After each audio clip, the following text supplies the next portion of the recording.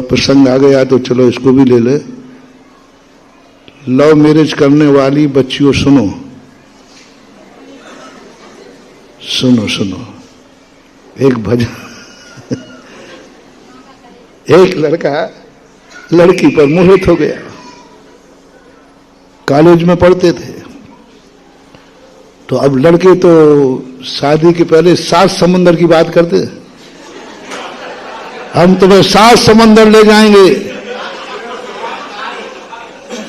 आकाश के तारे ला देंगे और चाय वाली वो कटरा बाजार घूमने न ले जाए बाद में पट्टा। अरे क्या क्या बातें होती, हमें भजन में पता चला है। बाकी तो वैसी ऐसी बातें करते, क्या बातें करते। जो मूर्ख बच्चियां होती हैं वो बातों में आ जाती हैं। वो सोचते देखो कितना प्यारा है, कितना मुझे मर रहा है और सबको छोड़ने को तैयार है। बच्ची फिर अपनी शर्तें रखती है। देखो साहब मैं तैयार तो हूं लेकिन मैं माँ बाप के साथ नहीं रहूंगी, अलग रहना पड़ेगा। तो छोकरा क्या कहता है, हो तैयार है पर चलो कोर्ट मैरिज कर लें। वो तैयार हो जाता है। बच्ची कहती ओहो ऐसा दीवाना जो मेरे लिए माँ बाप को छोड़ने को तैयार है, मेरे घर बार को छोड़ने को तैयार है, मेरे लिए सब कुछ करने को तैयार है। तो मूर्ख बच्ची कहती है इससे अच्छा कौन मिलेगा। बस यहीं आ रही है अब अकल चुटैया में। सबको छोड़ने को तैयार है, सब कुछ करने को तैयार है। महानुभाव बहुत सावधान बच्चे बच्चियों से दोनों से कहना है। ऐसे ही बच्ची भी रह लेना। अभी बच्ची को पहले बात करता हूं। यदि कोई बच्चा बच्चियों से कहे कि मैं तुम्हारे लिए सब कुछ करने को तैयार हूं, देखो मैं तुमसे शादी करूंगी लेकिन मैं मंदिर फंदिर नहीं जाऊंगी।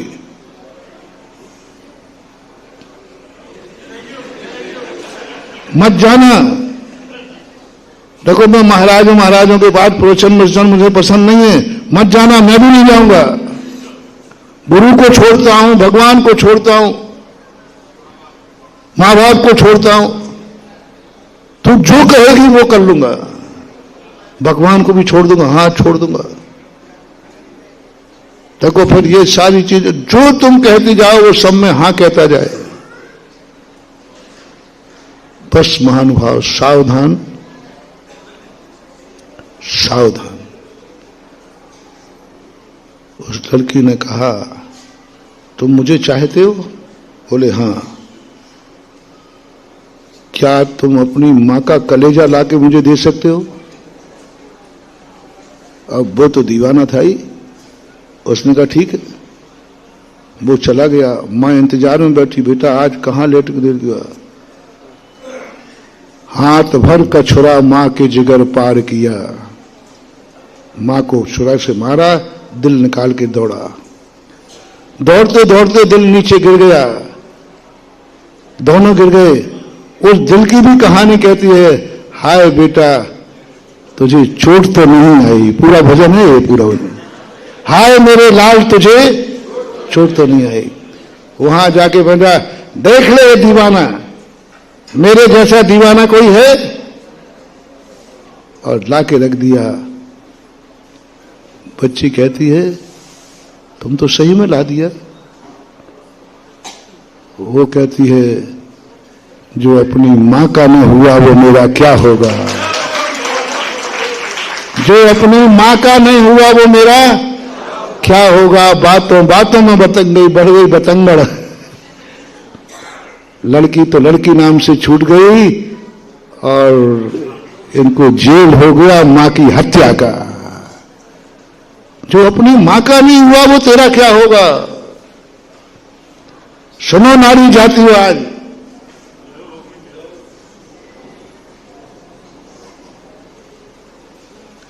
बहुएं भी सुने, बच्चियां भी सुने। जो तुम्हारे खातिर अपने मां बाप को छोड़ने को तैयार हो जाएं। आज नहीं करना परीक्षा, कुछ दिन बाद करना थोड़ा, नहीं तो अभी तो लोग कभी अपने पति से कहना, देखो मैं तुम्हारे मम्मी पापा के साथ नहीं रह सकती हूं। यदि वो कह दे ठीक है कोई बात नहीं, आज हम पापा से मम्मी से बोल देंगे कि हमारे अलग कर दीजिए, कि हमारी पत्नी आपके साथ खुश नहीं है, तो सावधान हो जाओ, यहां से मंत्र ले लो, सारी नारी जातियों तुम्हारी जिंदगी खतरे में है। कल के दिन तुम्हारा पति किसी पे फिसल गया और उसने कहा कि पहली वाली पत्नी छोड़ना पड़ेगी, छूट जाएगी। जो एक औरत के लिए मां को छोड़ सकता है वो दूसरी औरत के लिए तुम्हें भी छोड़ सकता है, निश्चित समझना।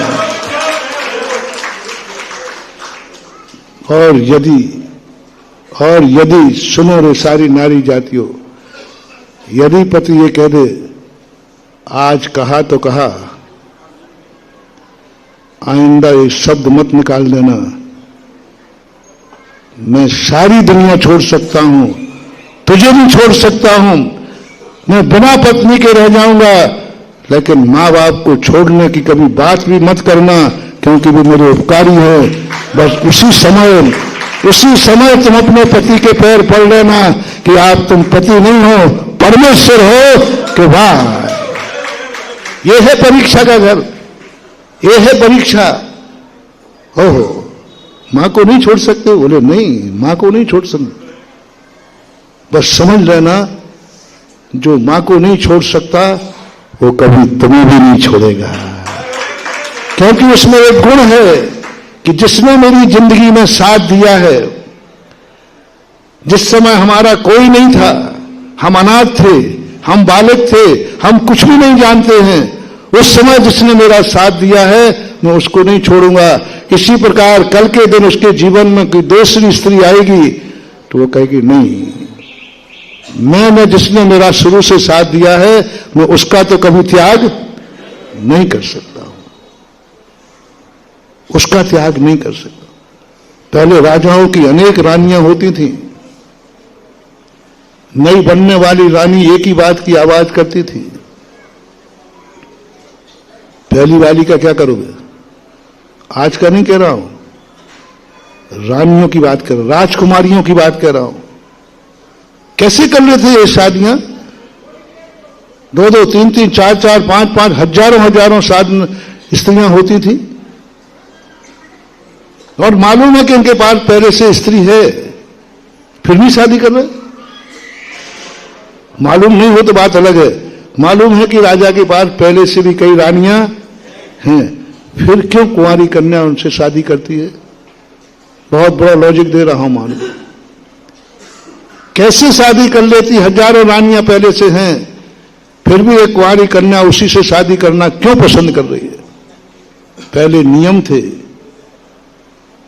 कुंवारे की अपेक्षा जिसकी पूर्व की रानियां हो उनसे शादी करना राजकुमारियां ज्यादा श्रेष्ठ समझती थी, नियम था पहले। चक्रवर्ती की 96,000 रानियां थीं, फिर भी रानियों ने, कितनी रानियां पहले थी फिर भी अवभाग। मैंने इसको जब खोजा, मैंने क्यों मतलब है, क्या मतलब है? पहले से रानियां बस एक ही प्रश्न पूछती थी, क्या मैं तुम्हारी जिंदगी में आ जाओगे तो क्या पूर्व रानी का त्याग कर दोगे? उसके साथ क्या व्यवहार करोगे? तो राजा कहता था, देखो तुम तो मेरी जिंदगी में आ सकते हो, लेकिन मैं पूर्व रानी का कभी परित्याग नहीं करूंगा, उसके साथ मैं कभी दुर्व्यवहार नहीं करूंगा। पर उसी समय राजकुमारी कहती थी, मुझे तुम मंजूर हो, जो पहली को नहीं त्याग सकते, यानी कल हमारा भी परित्याग, क्योंकि आज तुमने पहली को त्याग दिया, कल महापट्ट देवी शांतला, महापट्ट देवी शांतला के जीवन की घटना, उनके जीवन में यही घटना घटी। आने वाली रानी ने प्रश्न यही किया, तो विट्टी देव थे, उन्होंने जवाब दिया कि नहीं, शांतला मेरी जिंदगी की अर्धांगिनी है, तुम विवाह करो या नहीं करो, बस सब शर्त मंजूर हैं, लेकिन मैं पूर्व पत्नी के साथ दुर्व्यवहार नहीं कर सकता, उसका त्याग नहीं कर सकता। उसी समय उसने कहा, बस अब मेरी जिंदगी सुरक्षित है।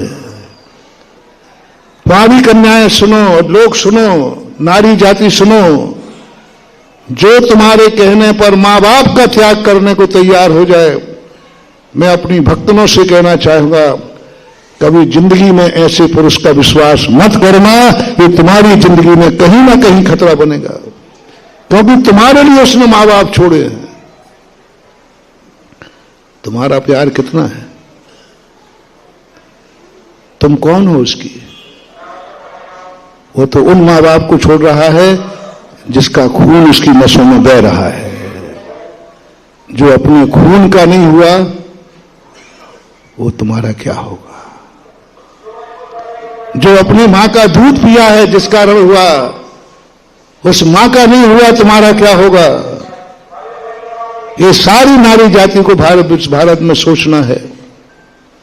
यदि तुम्हारे कहने पर वो मां बाप को छोड़ता है, अब तुम्हारी जिंदगी में बहुत कहीं ना कहीं स्थिति बिगड़ेगी तुम्हारी। इस भाव में नहीं, अगले भाव में धोखा खाओ। और सही वही है जो कहता है कि नहीं।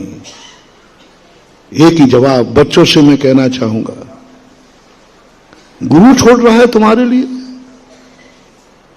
धर्म छूट जाएगा तुम्हारा।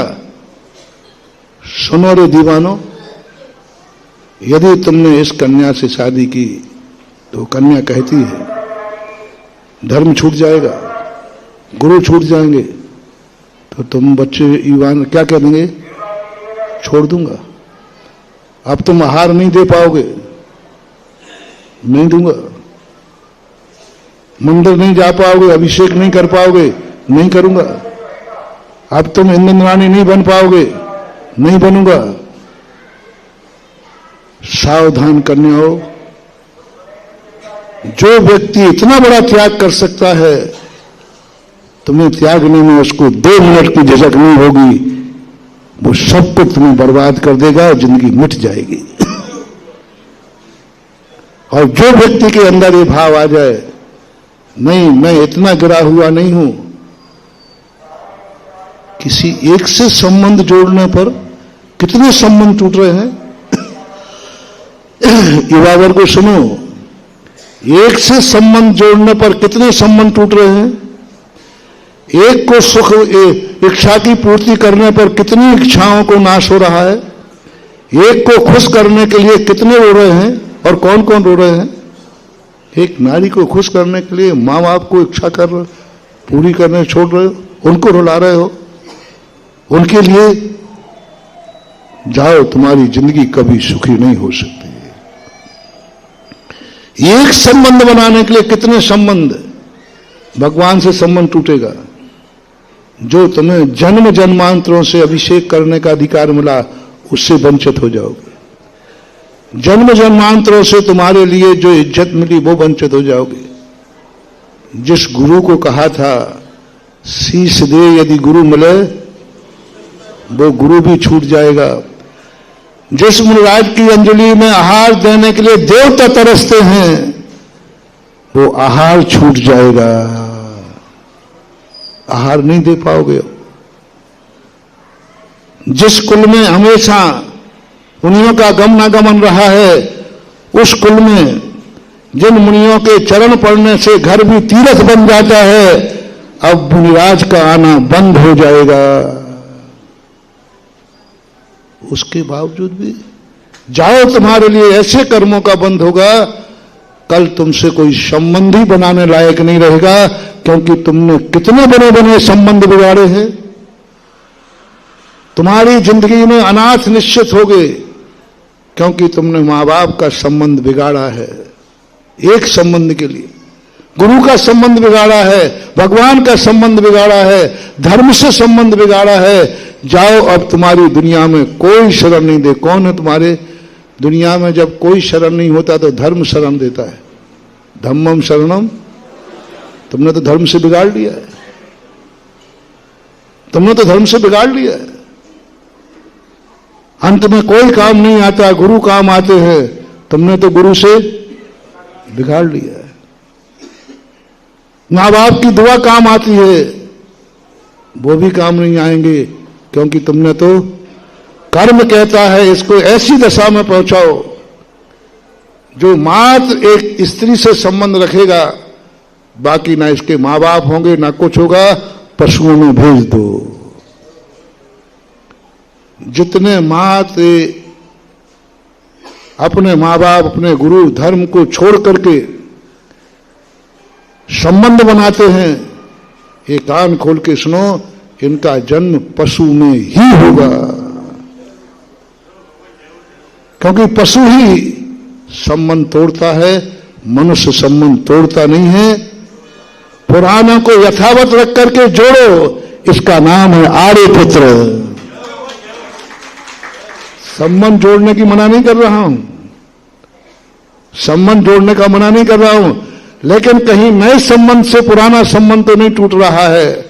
पुराना संबंध जुड़ते जाएं और तुम 96,000 संबंध जोड़ लो, कोई आपत्ति नहीं है, लेकिन पुराना संबंध, गुरु का संबंध, भगवान का संबंध, कुल जाति का संबंध, पुराने संबंध मत तोड़ो जो तुम्हें पुण्य कर्म के उदय से मिले हैं, फिर जोड़ो आप संबंध, कोई बात नहीं,